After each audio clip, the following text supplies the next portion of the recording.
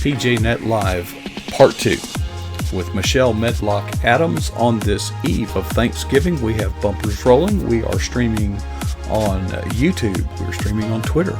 We're streaming on Facebook. We are ready to switch to Studio 6 in 5, 4, 3, 2, 1. Welcome back to PJNet Live. Let me start by saying I'm so sorry. We're a little shorthanded on staff tonight, and I never actually switched our live chat room over to the previous interview until it dawned on me well into it. So those of you that were looking for the special surprise were surprised when there was nothing special about it at all. That's the way it goes. But anyway, we were glad to have Dale Didway make an appearance tonight after his little visit to the ER last night. Great to know he's okay. Now, speaking of surprises and making do with short-handed staff and things of the sort, this holiday season, Michelle Medlock Adams is traveling, and her internet connection or phone connection or something is suffering. But she has amazingly and creatively arranged for Ashley to join us. Now, Ashley is Michelle's, what are you, like the reindeer to Santa Claus, or the elf, or how exactly does it? You're the elf. Okay. Yes, this season. That's perfect description. I am Michelle's elf. Yes. She calls me her person. I think in writing, we refer to me as her social media and project manager. I just do whatever needs to be done to try to help the machinery behind Michelle keep rolling along. Well, you're like the engine under the hood. You know, the car's real pretty and all that, but without the engine under the hood. So Michelle's very fortunate, and you did not know what you had signed up for. But anyway, let's put it together. Michelle wanted to do something special tonight, so I think you're going to stand in her stead. And if you're out there, it is Thanksgiving Eve, and Michelle has a lot of What Is books, a series of books, including What Is Thanksgiving, and you're going to share that with us tonight. That's right. It is my pleasure to read her What is Thanksgiving? And I happen to have the copy because we just got one for my 1-year-old, and he is really enjoying this. So it is a pleasure to read this to folks tonight. I don't know if you can actually see it, but this is in her What Is series, and the illustrator is the same person throughout the series. It's Amy Wummer, and she just does an amazing job here. So I'll just go ahead and read this short story for all the kids out there. What is Thanksgiving Day about? Please tell me what it means. Is it about the yummy food like turkey and green beans? Is it about the big parade? We watch it on TV. I love to look at all the floats. I cheer, hooray, yippee. Is it about the football games? My daddy watches those. And all the while he munches snacks. That's why his belly grows. Is it about my relatives that come to eat with us? They travel from quite far away by airplane, car, and bus. Is it about the pilgrim folks, all dressed in black and white?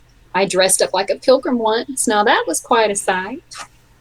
No, that's not what Thanksgiving Day is really all about.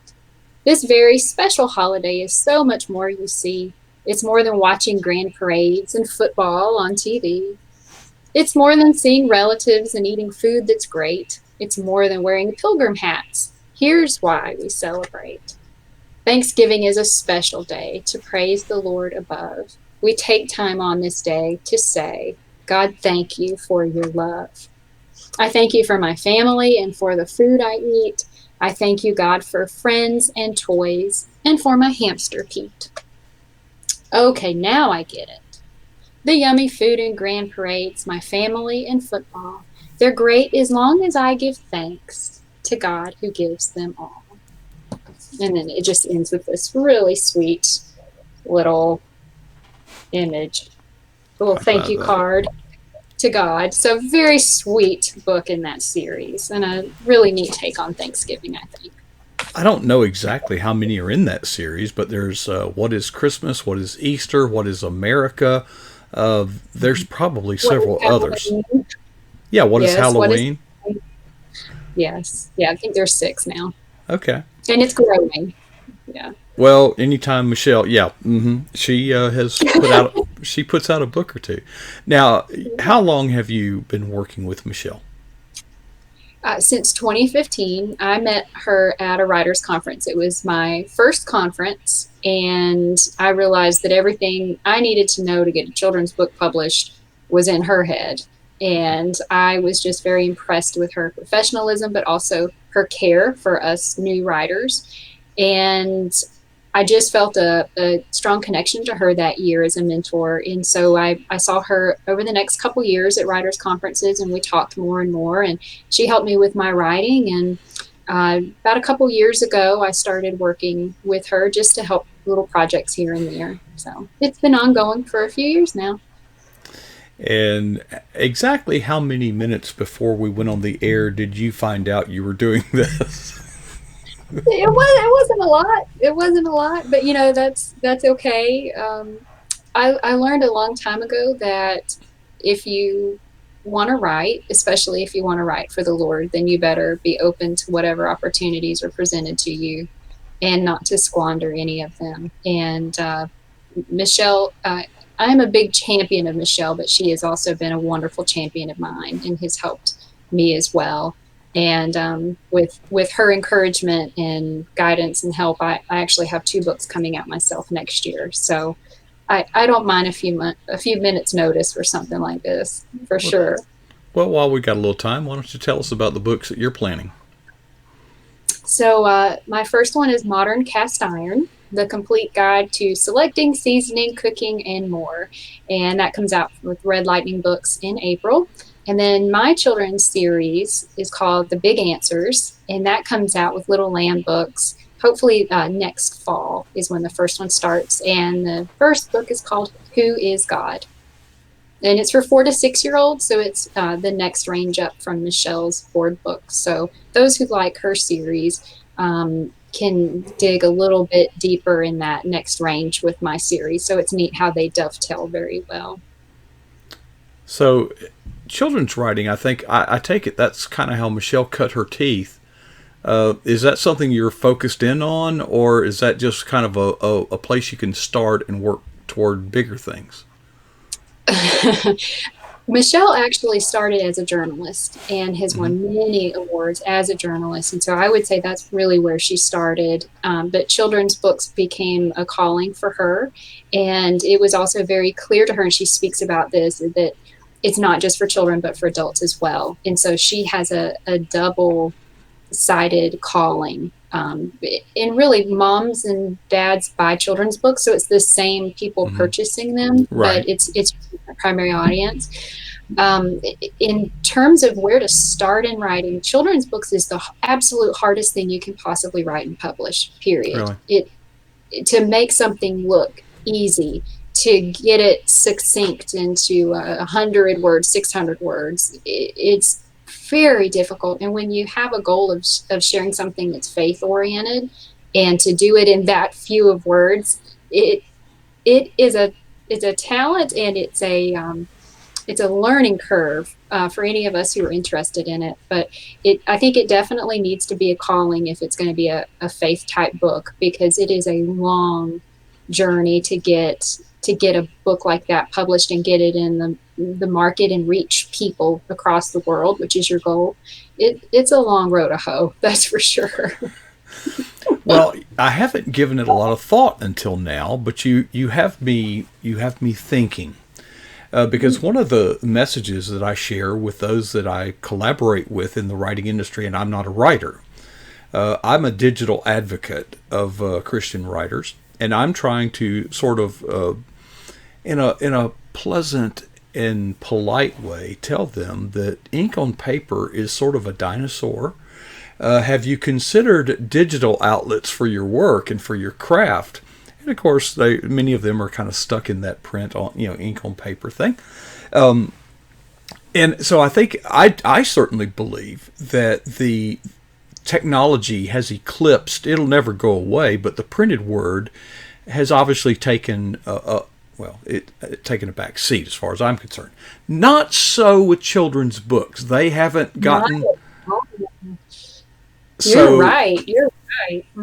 so there is a window that is open and will probably remain open for the foreseeable future, because children are going to be interacting with book. They have the tactile sense, they have a visual sense, and I think a lot of, tell me if I'm right, I'm just speculating, a lot of the success of a book like that is going to depend upon the illustrator. Yes, absolutely. You raised two very good points. One, children's books are not going away. That market is just continuing to grow. It will always continue to grow because children need to touch the book. As my son started turning those pages several months ago, and we were thrilled because he's now engaging in the book. And so that's a big deal for him. Turn that page. So we don't read books on the screen with him. I want him to know what a book feels like, and I want him to want to pick one up. And he does. We read several books a day. So that is not going away. Cookbooks are not going away. And I Really? think that's why modern cast iron is going to do well, because people want to hold it. They want to gift it. They want to give it to someone, is a nice gift. And especially if it's a nice hardback book, those aren't going away. And you can always find recipes online, but if you can provide other types of value to that book, I mean, the amount of hours of research I put into mine is staggering. No one wants to go and Google all that information to learn what they need to about cast iron. And so having it all in one place and having kind of a story and a narrative behind it, I think is a value add that allows those types of books to continue in the marketplace. But your other point about illustrators for children's books, absolutely. You've got to have fantastic illustrations that fit your book, and that's a make or break. And Michelle has been so fortunate that the publisher picks those illustrators. Really? And her publisher, yes, you don't really get a say in that usually. And so her publisher just really hit the nail on the head with Amy Warmer for this series, and it has just done very well because it has that nice warm feeling to it, and parents pick up on that and kids pick up on that. If the story is of a different slant, you might have more modern illustrations, maybe more of an Asian feel to the illustrations. And so it is interesting to get into that and see what's out there. A lot of illustrations are going very modern and just very, very clean lines. And I'm not sure kids are really going to respond to that. It's going to be interesting to see. But sometimes it's kind of a cultural thing. What are we used to seeing? Mm-hmm. So my series is Animals on a Farm. That's just very, kind of has a southern feel to it. It's homey. The illustrations are going to have to match that, or it's going to have a weird conflict from the words to the illustrations. So yeah, there's a lot that goes into picking that illustrator and hoping that it's what you envision it to be. But a lot of times you just don't have any say over that. You hope the publisher gets it right. I didn't know that, but obviously they know what they're doing, especially in Michelle's case. Let me think about cookbooks for a minute, because when you say cookbook, I'm thinking of a paperback book propped open, and it's really, its value is very utilitarian for me. Now, but cooking is more than eating, and we have a culture today that wants everything instant and fast and so forth. But there are cultural aspects of cooking that can create a lot of interest. For example, if you were to give me a book on Cajun cooking, that's more than a recipe and a set of steps you go through, but when you can tap into the culture behind it, like in your case, cast iron. Right. You can tap into an emotional vein that runs through us all, because we all have memories, or I hope we all have memories of Grandma's cast iron cornbread. That's why I wrote the book. Absolutely. I was talking with the publisher, and they had these beautiful books that involved cooking, but they weren't cookbooks. And I just all of a sudden I said, cast iron. We need a book about cast iron cookware, and not the stuff that I've read, but like all this other stuff about the history and grandma's kitchen Mm-hmm. and the health benefits of cast iron versus aluminum and other types of cookware that are not healthy. And it was kind of a health journey I went through as to why I started using cast iron, and then all the nostalgia that came back and all this good stuff that just makes you want to eat and makes you want to cook. And I pitched it, they bought it immediately because you're right. If you can evoke that feeling in someone that they're encouraged to go and not just cook, but to have a meal with their families, that's important and it's valuable, and it's not something you can really get off of an article here and there off Pinterest. I share Mm-hmm. my stuff on Pinterest and I'll be doing more social media, but to really get that feeling, the history and that family aspect, you kind of want to get into the narrative of the book. And so, yeah, mine's not a cookbook. I'm not a chef. I keep doing hashtag not a chef because not a chef, but I know how to use cast iron cookware to cook what I love. And so this is a guidebook to help people cook what they love. So if you like Cajun cooking, how do you do it in cast iron? Our So, country was raised on cast iron, so obviously you can, right? so I'm going to test two things. One, your age, because I am somewhat your senior, and I am from the deep South. You probably gathered that by the modality of my enunciation of words. What is pot liquor? Oh, I do know what pot liquor is, and it is spelled in various ways. I have this in my book. There's really not a wrong way to spell pot liquor, but it is when you make a pot of greens, preferably collard greens, and it is the liquid that comes out of that, and you Mm-hmm. must save it and you must savor it with cornbread, Mm-hmm. steaming That's cornbread. what cornbread's for, is to soak up the pot liquor. And Yeah, that's it. but I am also a scientist, and I can tell you. Have you done this experiment? Take a cast iron skillet and place a few cups of water in it. Bring it to a boil. Let it cool, and pour it into a clear glass. Have you ever done that? I'm sure there's probably some coloration in it from the iron. You would not drink it. It would gross you out. That's pot It liquor. depends. Yeah, and it depends on your cast iron skillet as well. I bought some new pieces and I've compared it to some really old pieces that have been restored, Hmm. and sometimes you can get more of that discoloration than others, and it really depends on the seasoning and how well it's seasoned versus just old. And if it's seasoned and it's really baked in there and you've got a nice seasoning, it's going to be a little different than if it's just Okay. little Well, old. I'm going to test your knowledge again. This is like a game show. Oh man, I When you didn't know I say was. I need us to disambiguate your use of the word seasoning, because seasoning for many people means salt, pepper, cinnamon, and spice. Is that what you were Yeah, referring to? no, not at Not all, at not at all. all. Because No. seasoning in the context of a cast iron skillet means something entirely different, doesn't it? Yes, it does. And you will appreciate this that I do get into the science of seasoning in my book, because that will really help you figure out how to properly season your pan when you know how it works.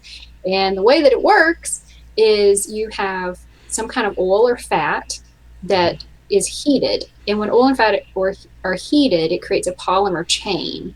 And Hmm. when you do that on iron, cast iron, those chains bond with the iron and it creates what you can kind of equate to like a plastic kind of coating.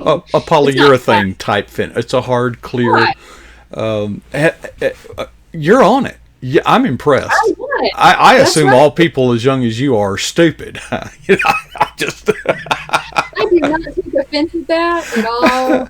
No, if I can earn your respect on this, then I am greatly gratified because I have really researched this from top to bottom. I have seen adults take cast iron cookware and wash it with soap and water. You know, if it is a mild soap, You can do it, but you better season it when you're done. Well, the thing is, you're seasoning the thing with detergent. Well, cast iron is a very porous metal when heated. Okay, Yeah. and that's why when you put liquid in there, some of the food particles from previous use are still entrapped in the pores of that cast. Anyway, I'm a scientist. Actually, forgive Well, me, I but I can beat you on that in that I have read of products, chemical products that say, "Oh, here, you just put your cast iron in it and it'll completely strip it and you can start new," right? mhm.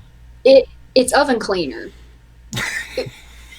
Why would you put that on your pan? You're gonna eat that. Don't do that. So Yeah, there's a lot of don't do this at home in the book too, because there's some just dangerous stuff out there and you don't want that in your body. So there's definitely a vein of health consciousness throughout the book, and different people need to do different things to keep them healthy, but I think eating oven cleaner is probably not good for nah, anybody. So no. yeah. Clean ovens with oven cleaner, and cast iron, if not properly cared for, can corrode and rust in particular Yeah. because it oxidizes quite easily compared with, well, for example, stainless steel. But the nice Right. thing about cast iron is it's a good conductor of heat, but it's the uniformity of that heat across the entire diameter of the cooking surface because it heats slowly compared to others, but it heats evenly. And so you have the same Right. temperature. When you're doing your eggs, you got to get them cracked and put all in there at the same time because they all start cooking about the same time. So, Ashley, Right. you are quite the crafts person of cast iron. I am thoroughly impressed, and if you are ever on a game show and a question comes up about cast iron, you're going to win. I'm sure of it. I would hope so. I would lose a lot of credibility if I didn't, wouldn't I? Well, actually, I know this has been unexpected for both of us. When you came into the green room, I Michelle had given me a heads up that she had a creative solution. I had no idea. It's like, thanks, Michelle. I don't even know. Yeah, you never know. You never know with Michelle, but it's Uh, always fun. I thought you were going to like hold her up on an iPhone, or something crazy thing. That was plan B. Well, Ashley, you are welcome back here anytime. And thank you for your ministry, not only in your writing and your literature, but in helping with Michelle's ministry because she is impacting legions of people at all age levels across all demographic lines. She is an incredibly wonderful person to work with and an incredibly wonderful woman to call a sister in Christ. And I hope that things continue to go well for you with Michelle and whatever you take on in the future, because I have a feeling that whatever you take on is going to turn out good. I will accept that. Very glad. Thank you so much. It's been a Thank, pleasure. thanks for filling in and thanks for being here with us, Ashley. Thank you. Well, this is live, folks. I had no idea when I pressed the button what I was about to encounter. But, folks, that was a lot of fun. I hope you enjoyed that half as much as I did, because if you did, we had a good time together. Folks, it's been a crazy couple of nights here on PJNet. We are going to take tomorrow off and probably Friday. But we do have a big lineup scheduled for next week. I think we have 2 guests every night, Monday, Tuesday, and Wednesday, with more. I've been in contact with some people today that are interested in coming on board. Folks, God is really just blessing this ministry, and I'm going to wrap it up. I will share with you. At some point, we may find out more about this. But in the Eagle's Nest with me is my brother in Christ, Jason, who is producing the Christmas pageant at our church. And we are doing some video footage together and putting that together. And who knows, you may get to find out more about that in the near future. Until then, thank you for joining us right here on PJNet Live.